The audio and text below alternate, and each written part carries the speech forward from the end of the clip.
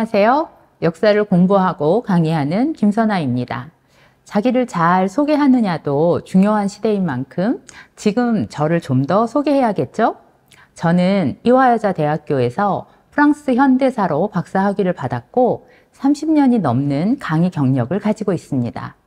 여전히 역사가 참 재밌고 사람들에게 역사의 재미와 의미를 어떻게 보여주고 역사 속으로 뛰어들게 할 것인가에 진심인 사람입니다. 대학교에서 역사를 강의할 때도 중고등학교와 도서관에서 역사 강의를 할 때도 저를 놀라게 한 상황이 있었습니다. 우리나라에서 대부분의 학생들은 역사를 암기 과목으로 공부해왔고 시험이 그렇게 출제되죠. 그래서 일찍 역사를 포기합니다. 얼마나 끔찍하겠어요. 그 많은 이름과 연도, 사건들을 암기해야 하니까요. 그런데 대학에서 역사 수업을 들으면 이렇게 분석을 해야 한다고? 놀라죠. 왜? 어떻게? 라는 질문을 수업 시간 내내 받는 것입니다. 역사에 대해 가지고 있던 선입견이 빠사삭 깨지는 순간입니다. 역사는 우연과 필연이라는 시실과 날실로 정교하게 얽힌 놀라운 학문입니다. 그래서 한 사건을 어떻게 읽어내느냐가 중요합니다. 사건 그 자체를 보고 그 사건의 뒷면에 숨은 것들을 파악하고 그리고 우연히 얼만큼 개입했는가 등등을 모두 읽어야 합니다. 읽어내야 할 것이 참 많죠? 오늘 여러분과 나는 이 모든 것들을 잘 보여줄 1차 대전으로 가는 과정을 살펴볼 것입니다. 1차 대전의 발발 과정은 역사 분야뿐 아니라 정치, 외교, 군사학 부분에서도 단골로 등장하는 소재죠. 여러분들도 교과서에서 배웠을 겁니다. 1차 대전을 다룬 소설이나 영화도 당연히 있습니다. 여러분은 어떤 소설이나 영화가 생각나세요? 지금 다양한 책 제목과 영화 제목을 외치고 있죠? 이 제목이 가장 많이 나오지 않았을까요? 서부전선 이상 없다. 이 책은 저자 레마르크 자신의 전쟁 참전 경험담입니다. 1930년에 영화로도 제작되었습니다. 지금 보이는 사진들이 1929년에 발행된 초판본 책 표지이고 1930년 영화 포스터입니다. 대표적인 반전 영화랍니다. 1935년 히틀러 치하에서는 이 영화의 극장 상영을 막기 위해 나치당원들이 극장에 쥐를 풀었다죠. 지금도 이 책을 읽으면 긴 참호를 에워싸고 있던 철조망의 숲이 눈앞에 펼쳐지고 조국을 위해 기꺼이 전쟁에 나가겠다던 10대 고등학생들의 열기가 느껴집니다. 그 반짝이던 악동들은 참호에서 철조망 사이에서 모두 목숨을 잃었습니다. 책의 페이지를 뚫고 영화의 스크린 밖에서까지 전쟁의 참혹함이 생생하게 느껴집니다. 영화와 소설책을 통해 우리는 마치 거기에 지금 있는 것 같은 느낌을 맛볼 수 있습니다. 1914년부터 1918년까지의 4년의 기간 동안 거의 2천만에 가까운 사람들을 죽였던 1차 대전은 도대체 무엇 때문에 일어났을까요? 전쟁의 주된 책임을 물을 누군가가 특정한 국가가 존재하는 것일까요? 크리스토퍼 클라크의 목류병자들 제7장 사라예보 살인사건을 읽어보면서 그 답을 찾아보려고 합니다. 1차 대전 발발 원인 두텁게 읽기를 한번 시작해 볼까요? 모든 책을 읽을 때 저자는 중요합니다. 여러분도 소설책을 선택할 때 저자를 보잖아요. 역사책도 마찬가지입니다. 크리스토퍼 클라크는 현재 케임브리지 대학 역사학 교수이고 유럽 근현대사와 정치사상, 지성사를 연구하고 있습니다. 목류병자들의 책 날개 부분에 우리가 알면 좋을 다른 정보들도 적혀 있답니다. 2006년에 쓴 강철 왕국으로 여러 상을 받았고 영독 관계에 기여한 공로로 영국에서 자귀를 받기도 했답니다. 일단 이 정도의 정보만으로도 충분합니다. 그러면 우리는 이런 질문을 할 수 있습니다. 19세기 후반에 독일사를 연구한 학자의 눈에는 1차 대전의 원인을 찾아가는 길이 어떻게 보였을까요? 독일이라는 한 국가에 가장 많은 전쟁의 책임을 지우는 그때까지의 연구 성과들에 크리스토퍼 클라크도 동의했을까요? 이 책의 제목을 다시 한번 봅시다. 목류병자들 1914년 유럽은 어떻게 전쟁에 이르게 되었는가? 제목에서 눈에 띄는 단어가 있을까요? 그렇죠. 어떻게가 눈에 띕니다. 1914년 유럽은 왜 전쟁을 하게 되었는가가 아니라 어떻게 전쟁을 하게 되었는가를 묻습니다. 왜라고 묻는 것은 누가 잘못했고 누가 잘했는가를 먼저 따지자는 것입니다. 겉으로 드러난 결과만을 가지고 시시비비를 가릴 가능성이 커지죠. 반면에 어떻게? 라고 묻는 것은 속으로 묻힌 것조차 다 들춰보는 과정을 함께 해보자는 것입니다. 즉, 결론에 도달하는 다양한 경로들을 살펴보는 것이 중요해집니다.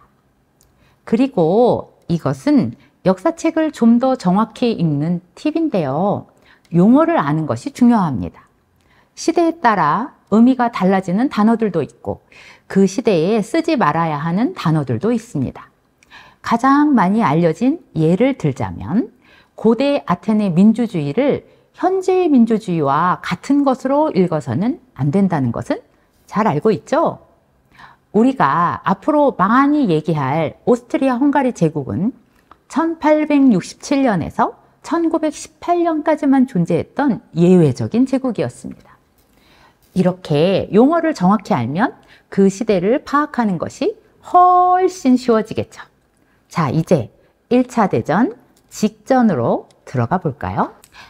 1914년 6월 28일 일요일 아침, 오스트리아 헝가리 제위계승자 프란츠 페르디난트 대공과 그의 아내 조피가 열차편으로 사라예보에 도착해 자동차로 갈아타고 아펠 부두를 지나 시청으로 향했다. 마치 소설의 한 장면 같습니다. 역사책은 딱딱하고 재미없다 라고 생각하고 있었죠. 여러분, 역사는 히스토리입니다. 이야기잖아요. 그렇지만 소설은 아닙니다. 철저히 사실에 기반하고 있죠. 이제 문장을 분석해 볼까요? 언제? 1914년 6월 28일 일요일 아침. 누가?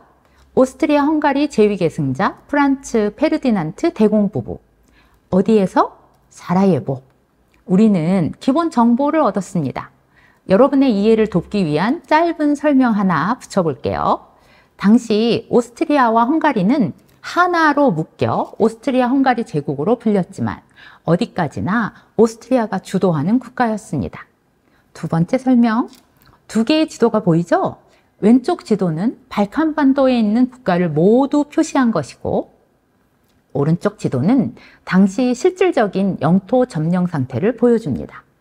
왼쪽 지도에는 보스니아가 있는데 오른쪽 지도에는 오스트리아 헝가리 제국과 같은 색으로 표시되어 있습니다. 보스니아가 오스트리아 헝가리 제국의 지배하에 들어간 것이죠. 그러면 우리는 이런 질문을 해야 합니다.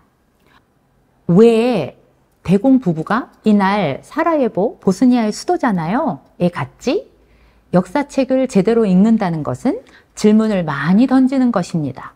멋진 질문 아니어도 됩니다. 지금 우리가 하고 있는 질문이면 충분합니다. 본인의 책이라면 책의 여백에 물음표를 남겨도 좋고 질문을 적어 놓으면 더 좋죠. 전 아직도 책을 읽다가 뭐라고? 왜? 이건 도대체 어떻게 이해하라는 거지? 등등을 혼잣말처럼 하곤 합니다. 오스트리아 측에서 고른 6월 28일은 사라예보를 방문하기에 불길한 날이었다. 1389년 6월 28일 성 비투스의 날에 오스만군은 세르비아가 이끈 연합군을 무찔러 세르비아 제국의 시대에 종지부를 찍고 나머지 세르비아 영토를 장차 오스만 제국에 통합할 여건을 마련했다. 세르비아 내에서 활동하건 보스니아의 세르비아 영토 회복주의 네트워크에서 활동하건 세르비아 초민족주의자들은 프란츠 페르디난트가 하고 많은 날 중에서 하필 이날에 사라예보를 방문하는 것을 상징적인 모욕 주기로 여기고서 그에 대응하려 했다. 대공 부부가 사라예보에 간 이유는 이 문단에 없습니다. 그러나 6월 28일이 아주 중요하다는 사실은 알 수 있습니다. 오히려 다른 질문이 생기죠. 세르비아 사람들과 오스트리아는 서로를 싫어하나? 모욕죽이란 단어에서 추측할 수 있죠. 여기서 혹시 여러분들의 머릿속에 번쩍 떠오르는 단어가 있지 않을까요? 범게르만주의, 범슬라브주의. 네, 맞습니다.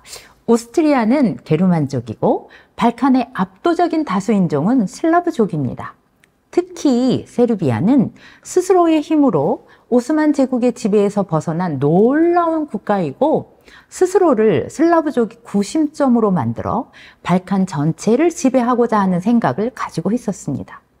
그러니 강대국 오스트리아 헝가리 제국이 보스니아를 강제로 합병했을 때 세르비아가 얼마나 분노했겠어요. 오스트리아는 발칸반도의 이러한 분위기를 알지 못했을까요? 우리는 방금 위의 인용문에서 오스트리아가 고른이라는 문장을 읽었습니다. 오스트리아 정부가 의도적으로 6월 28일을 선택했다는 것이잖아요. 세르비아인들의 수치심을 자극하려고 했구나 라는 분석이 가능하고 저자가 쓴 것처럼 세르비아의 민족주의자들은 분노에 치를 떨었겠네 라는 것도 충분히 짐작할 수 있습니다. 결국 대공 부부는 뭔가 많이 불길한 발칸반도에 들어온 것입니다. 두 개의 세포 조직으로 이루어진 테러리스트 7위는 대공이 방문을 앞둔 며칠 동안 사라예보로 집결했다. 테러 가능성이 있다는 경고에도 불구하고 대공 부부는 군중으로 붐비는 예측 가능한 경로를 따라 무게차를 타고 이동했다. 이 문장을 읽으면 이상하다는 생각이 더 많이 듭니다. 테러 가능성이 있다는 경고를 받았음에도 대공 부부는 군중이 붐비는 경로를, 그것도 뚜껑이 없는 자동차를 타고 이동하고 있어요. 마치 어서 테러를 해봐, 이렇게 기회를 주고 있잖아 라는 느낌입니다. 우리는 7장을 읽으면서 점점 오스트리아 정부의 의도를 의심할 수밖에 없게 됩니다. 테러리스트들은 세르비아 청년들이었고 흑수단이라는 세르비아 암살 조직원들이었습니다. 테러는 성공했습니다. 7번째 암살자가 대공 부부 모두를 저격했거든요. 부부는 병원으로 이송되었지만 모두 사망했습니다. 암살 소식이 알려졌을 때 집단적으로 슬픔을 분출하는 일은 없었다. 이 사실은 6월 28일 암살이 언제나 희생자가 아닌 발생 장소의 이름으로 불려온 이유를 얼마간 설명해 준다. 심지어 대공은 제위 계승자입니다. 그런데도 오스트리아에서는 대공 부부의 죽음에 대한 대대적인 애도의 분위기가 만들어지지 않았습니다. 우리가 방금 읽은 문장에서 그것을 명확히 할 수 있는 부분이 있습니다. 6월 28일의 암살이 아닌, 희생자의 이름이 아닌 발생 장소의 이름으로 불렸다는 것입니다. 우리가 케네디의 암살은 달라스 암살 사건이라고 말하지 않잖아요. 세르비아는 어떤 태도를 취했을까요? 저자는 이렇게 표현합니다. 파시치 총리는 베오그라드 정부의 정직하고 힘겨운 노력과 빈 언론의 간악한 조작을 병치했다. 세르비아와 그 대표들은 유럽 언론을 부추기려는 빈의 어떠한 시도에도 저항해야 한다. 이 문장의 어디에도 세르비아 정부가 사건을 해결하려는 적극적인 의지를 보인다는 것을 찾을 수 없죠. 오히려 오스트리아 쪽을 비난하는데 더 힘을 쓰고 있다는 생각을 들게 하죠.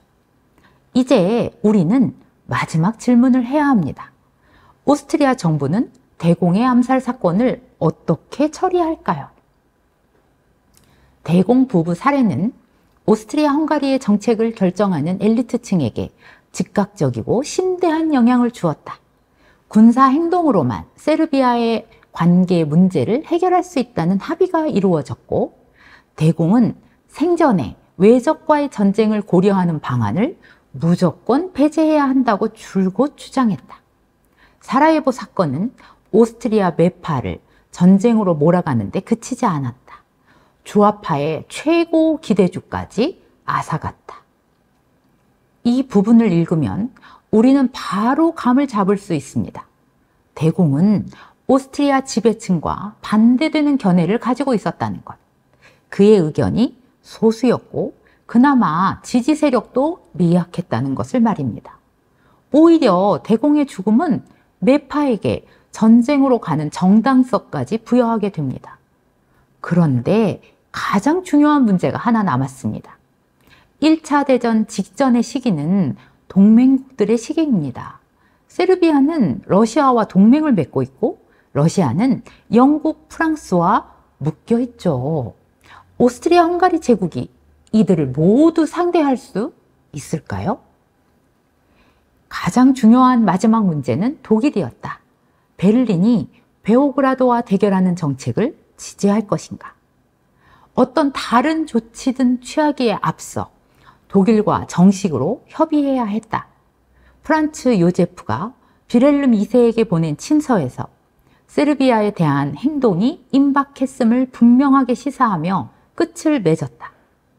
베를린에 파견할 사절로 호요스를 선택함으로써 외무부 장관은 빈에서 보내는 두 문서가 명백히 호전적인 의미로 해석되도록 조처한 것이었다. 이 문단은 소름 끼치지 않습니까? 저자는 오스트리아 헝가리 제국이 가장 든든한 지원자 독일을 어떻게 전쟁으로 끌고 들어가는지 보여줍니다. 먼저 오스트리아 황제가 독일 황제에게 보내는 친서에 오스트리아는 전쟁을 원한다는 것을 명시했고 친서를 가져가는 사람을 강경한 전쟁 옹호자 호요스를 선택함으로써 독일 황제에게 오스트리아가 무엇을 원하는지 다시 한번 선명하게 보여줍니다. 이제 오스트리아 헝가리 제국이 전쟁 이외의 것을 선택하는 것은 불가능해 보입니다. 1차 대전이 일어날 것인지 아닌지는 오스트리아가 세르비아를 공격할 때 다른 동맹국들, 즉 러시아, 프랑스, 영국이 어떻게 반응하는가에 달려있을 뿐입니다. 여러분, 짧은 부분을 읽어봤는데도 참 흥미진진하죠? 저자는 이후의 장들에서 동맹 관계를 맺고 있는 국가들이 대공 암살 사건에 어떻게 반응하고 있는지를 켜켜이 보여줍니다. 읽고 싶어지지 않습니까? 모든 역사책이 다 이렇게 쓰여지지는 않습니다. 그런 가운데 1914년 6월 27일 열병식에 참석할 목적으로 보스니아의 사라예보를 방문 중이던 오스트리아의 제위계승자 페르디난트 대공 부부가 세르비아의 청년 프린치프에 의해 암살되는 사건이 발생했다. 이 사건은 7월 위기를 불러왔으며 오스트리아는 독일과의 사전 협상 후에 세르비아에 최후 통첩을 보냈다. 굉장히 간결하게 대공 암살 사건에서 1차 대전이 일어나는 경위를 설명하고 있습니다. 서양사 강좌라는 이 책에는 전쟁의 발발과 확대라는 소제목으로 1차 대전의 발발 과정이 한 문단으로 정리되어 있죠. 목류병자들 7장은 암살 사건만 한 장, 즉 50쪽이 넘는 분량으로 다루고 있습니다. 서양사 강좌라는 이 책은 서양사 전반을 고대부터 현대까지 모두 다루고 있는 개설서라 암살 사건을 길게 다룰 여유가 없습니다. 이런 책의 경우 아주 무미건조하게 핵심 사항만 전달하는 수밖에 없죠. 역사책을 읽을 때 먼저 이런 개론서를 보고 흥미있는 부분이 있다면 목류병자들 같은 그 분야의 전문적 책을 다시 선택하면 됩니다. 여러분들이 역사책이 깊이 있는 재미에 완전 빠지기를 바라며 역사 리터러시 강의를 마칩니다. 감사합니다.